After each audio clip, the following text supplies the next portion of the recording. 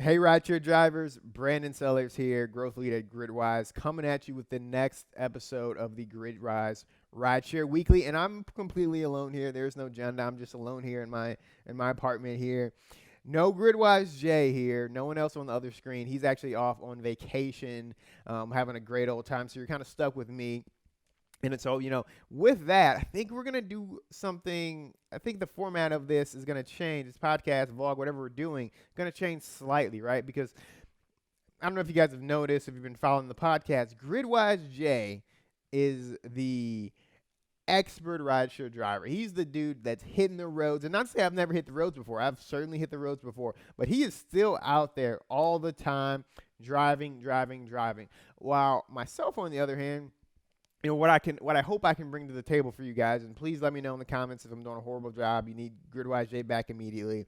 But what I hope to bring to the table is to be able to provide different data and insights that you guys can use to basically make better decisions about how you approach your business, right? So, for example, on today's podcast, we're going to talk about a survey that we did of 500 plus rideshare drivers, where we talked about how much they approve or disapprove of Dara after Uber CEO. I don't want to even try to pronounce his last name, but Dara K, after about 2 years of being on the job.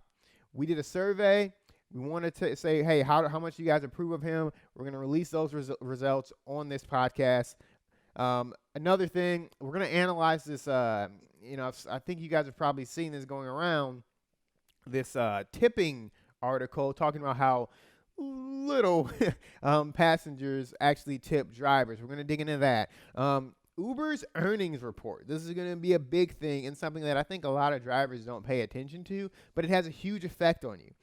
The amount of money that Uber makes and loses affects you as a driver, and how they make and lose their money affects you as a driver, and that should be something that you are paying attention to. So we're going to just talk a little bit about that because their earnings report is coming up, right? And then Chicago, actually, they have just they're implementing a new tax, right? A congestion tax that could potentially, well, some people are saying it could potentially have an effect on rideshare drivers.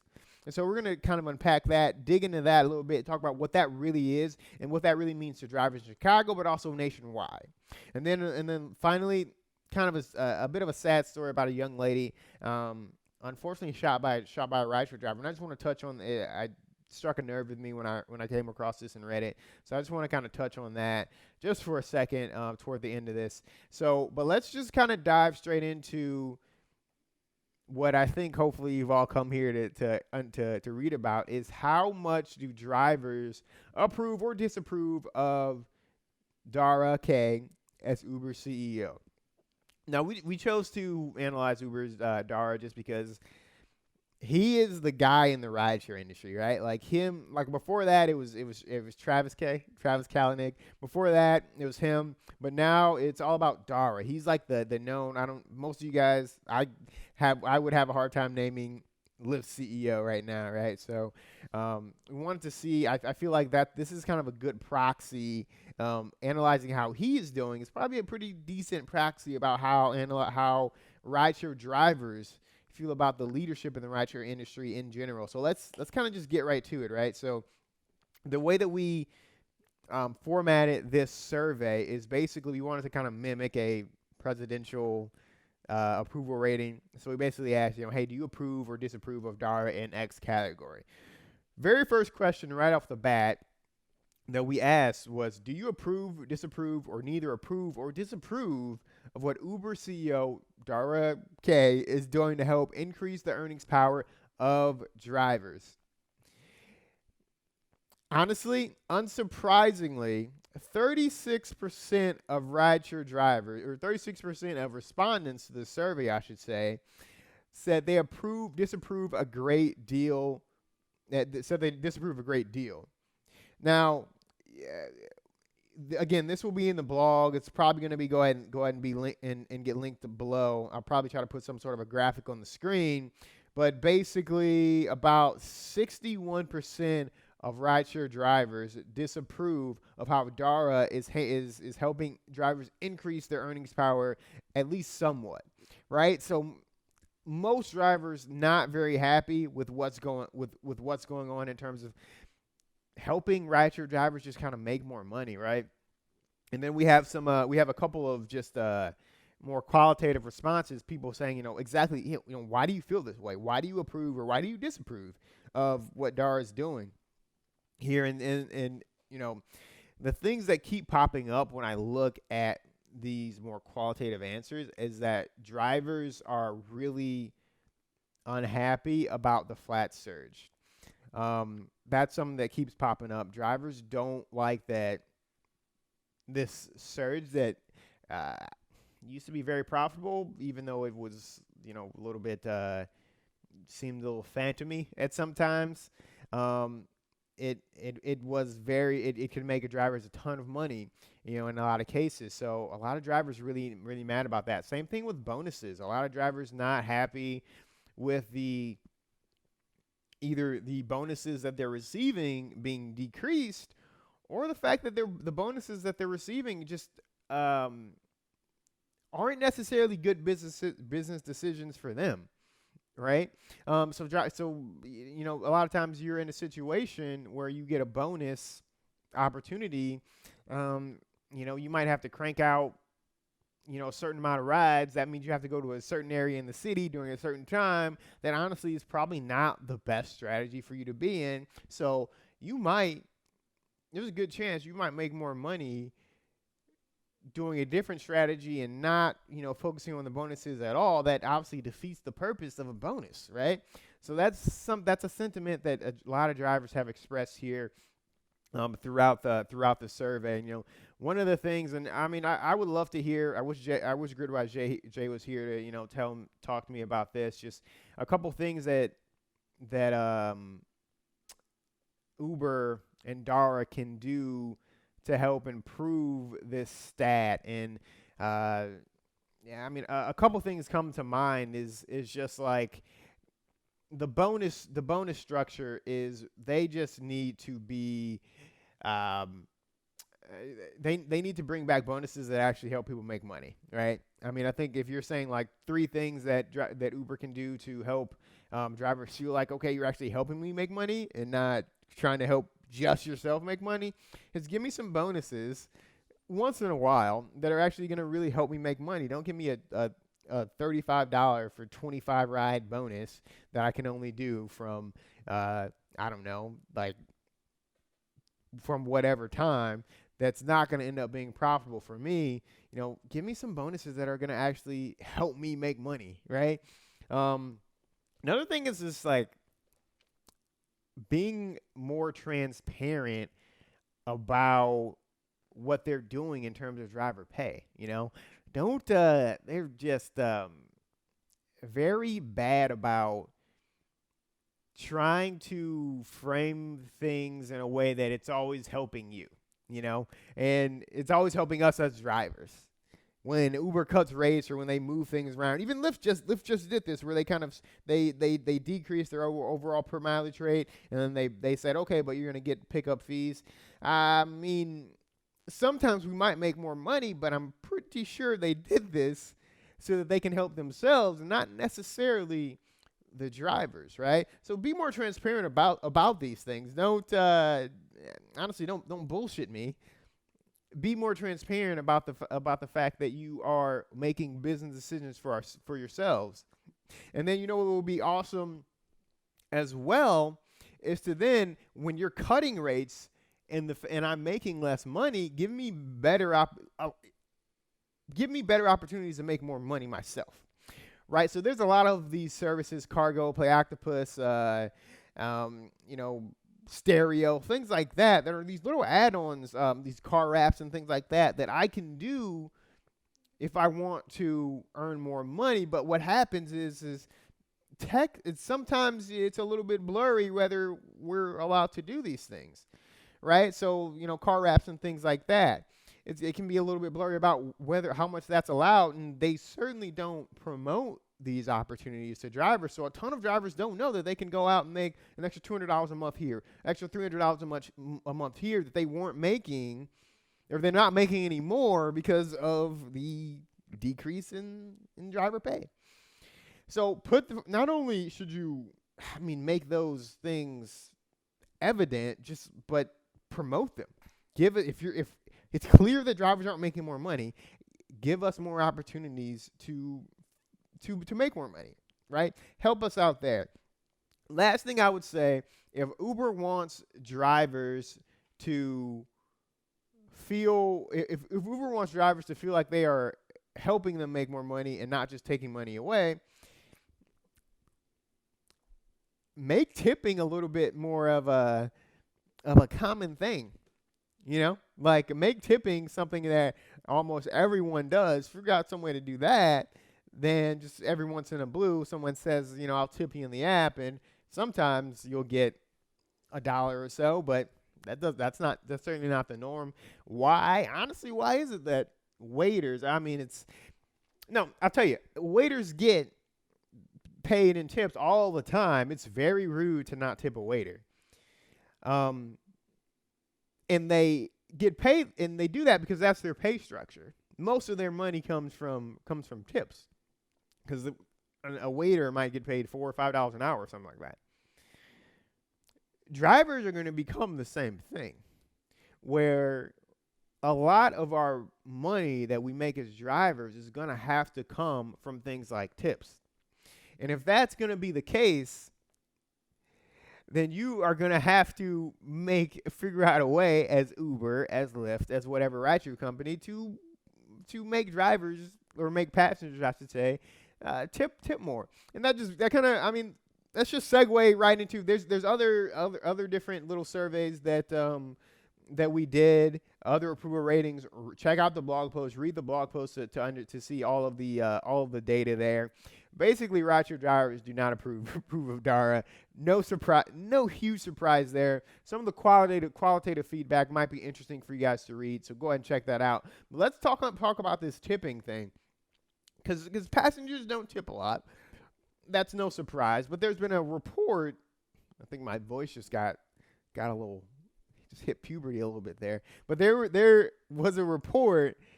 Let me pop this thing open here. The National Bureau of Economic Research just released a report saying that not many passengers are actually tipping. Not many at all. So they did a report with 40 million rideshare drivers, and they said 60% of riders, or rideshare trips, 40 million rideshare trips, 60% of Uber riders don't tip at all. None. And just 1% tip each and every time. And then when riders do tip, when a passenger does tip, it's only about $3. I'm sure that goes up and down, depending on the length of the trip. But for the most part, Uber and Lyft passengers are only tipping about $3 a ride on average, and most of them don't. What's interesting about this study, actually, though, is that it was actually conducted in 2017.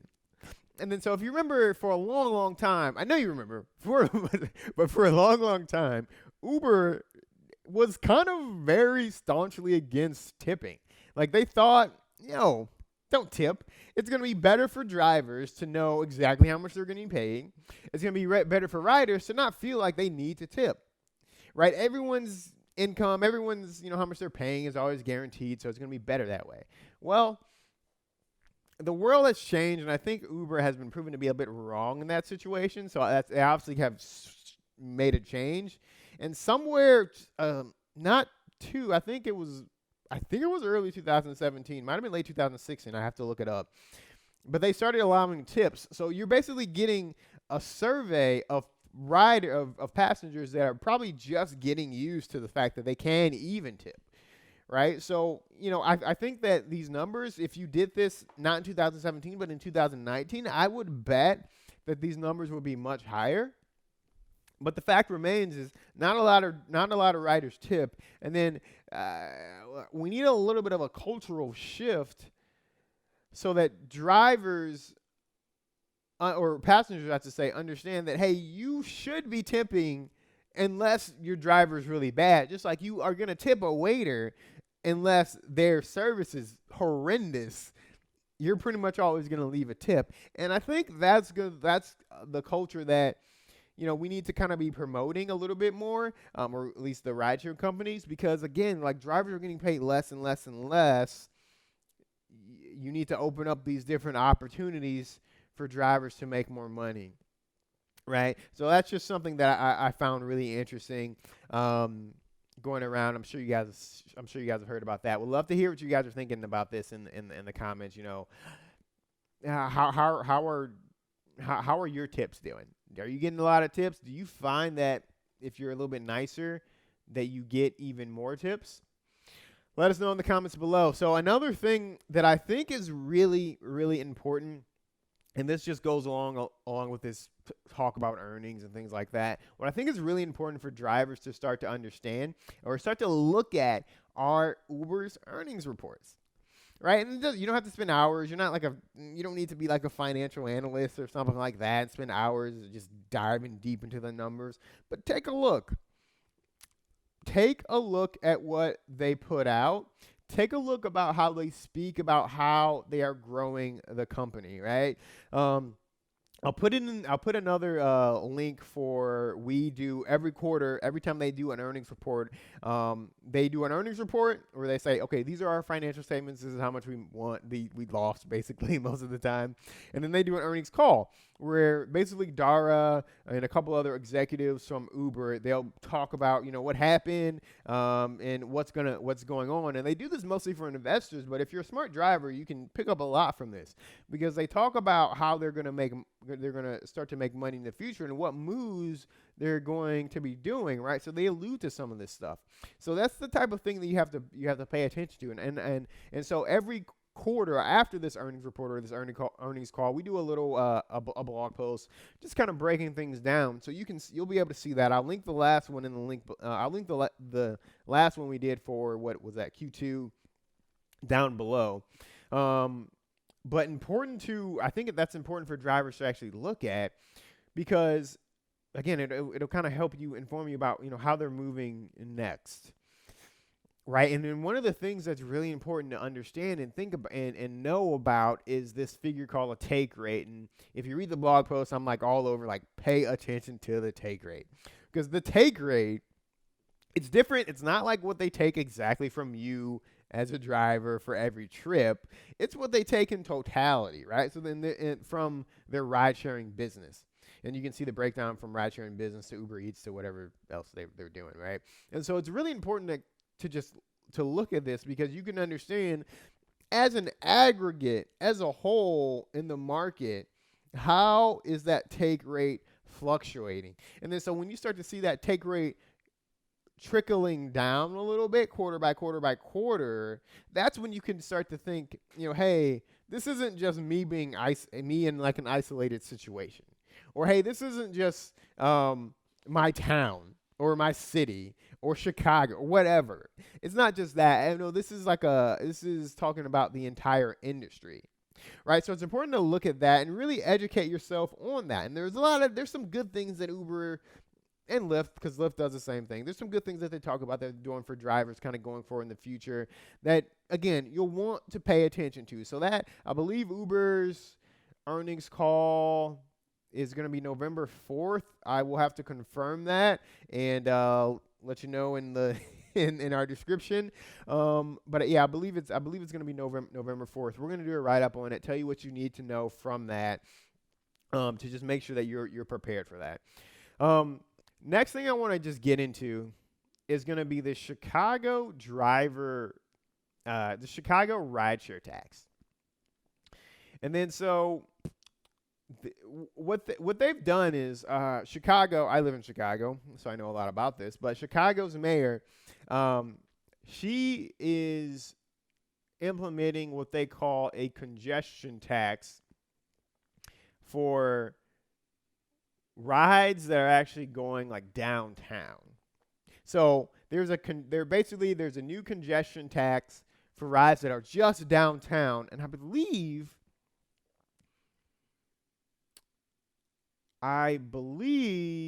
they want to do it just for certain time periods. Let me double check.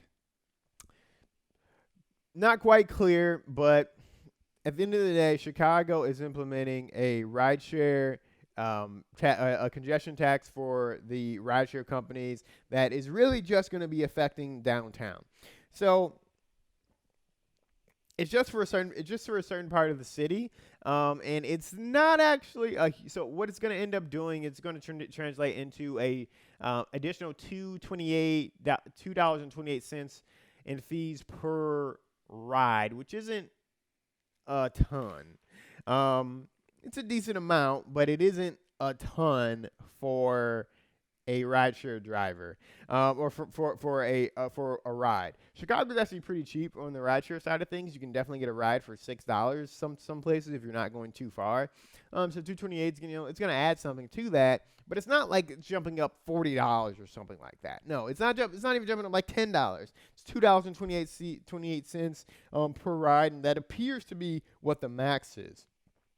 So.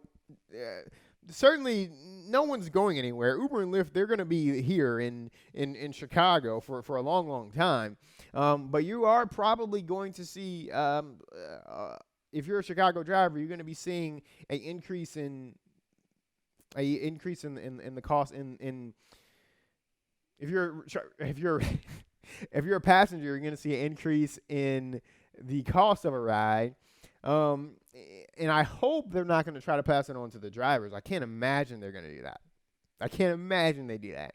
But what you may see, and some arguments against this like fee, is that okay, there's going to be less rides.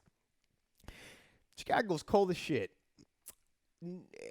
If you have a chance, if $2.28 in Chicago is not going to deter you from taking a warm Uber over the cold, damp train, it just is not going to happen. So I don't really honestly think it's going to make that much of a difference in terms of the amount of rides that people take. To be honest, I think the city is just going to make a lot more money and revenue from this. So, I think it's interesting for other cities because I think you're probably going to see a lot of this model start to be adopted in larger cities. People are going to want to do different types of congestion taxes because Uber and Lyft, other rideshare companies, they are causing congestion. These cities want them to pay for it or to slow things down.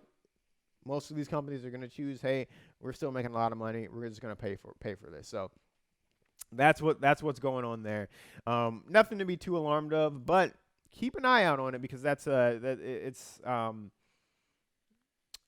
it could be something that pops up in a lot of other cities. Now,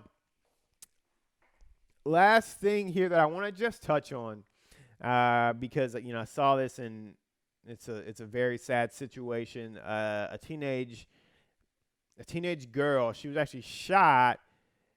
I was gonna say but she was shot in the ankle by her Uber driver, as I guess it sounds like it was an accident. He or she was just moving it around as they sat, maybe situating themselves, but the gun went off.